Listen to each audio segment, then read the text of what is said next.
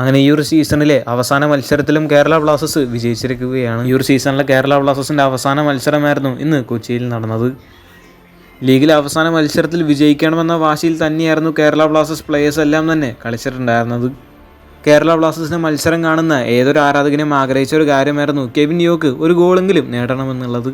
Kevin യോക്കിൻ്റെ Kerala ബ്ലാസ്റ്റേഴ്സിന് വേണ്ടിയുള്ള അവസാന മത്സരത്തിൽ താരത്തിന് അങ്ങനെ ഒരു ഗോൾ നേടാൻ സാധിച്ചിരിക്കുകയാണ്. ഈ ഒരു സീസണിലേക്ക് വേണ്ടി കേരള ബ്ലാസ്റ്റേഴ്സ് നടത്തിയ വൺ ഓഫ് ബെസ്റ്റ് സൈനിങ്സിൽ ഒന്ന് തന്നെയാണ് കെവിൻ യോക്കിൻ്റേത്. അത്രമാത്രം താരം കളിച്ച എല്ലാ മത്സരങ്ങളിലും നല്ല എഫേർട്ട് ഇട്ട് തന്നെ താരം കളിച്ചിട്ടുണ്ടായിരുന്നു. കേരള ബ്ലാസ്റ്റേഴ്സിന്റെ പരിശീലകനായിട്ടുള്ള ആഷ്ലി വെസ്റ്റ്വുഡിന്റെ കീഴിൽ കേരള ബ്ലാസ്റ്റേഴ്സ് അൺബീറ്റൻ ആണ് എന്നുള്ളതും എടുത്തു പറയേണ്ട ഒരു കാര്യമാണ്. കേരള ബ്ലാസ്റ്റേഴ്സ് അത്രമാത്രം മോശം അവസ്ഥയിലൂടെയായിരുന്നു ആദ്യം കടന്നുപോയിട്ടുണ്ടായിരുന്നത്. കേരള ബ്ലാസ്റ്റേഴ്സിനെ രക്ഷിച്ചത് ആഷ്ലി വെസ്റ്റ്വുഡ് എന്ന ഈ ഒരു പരിശീലകൻ തന്നെയാണ്.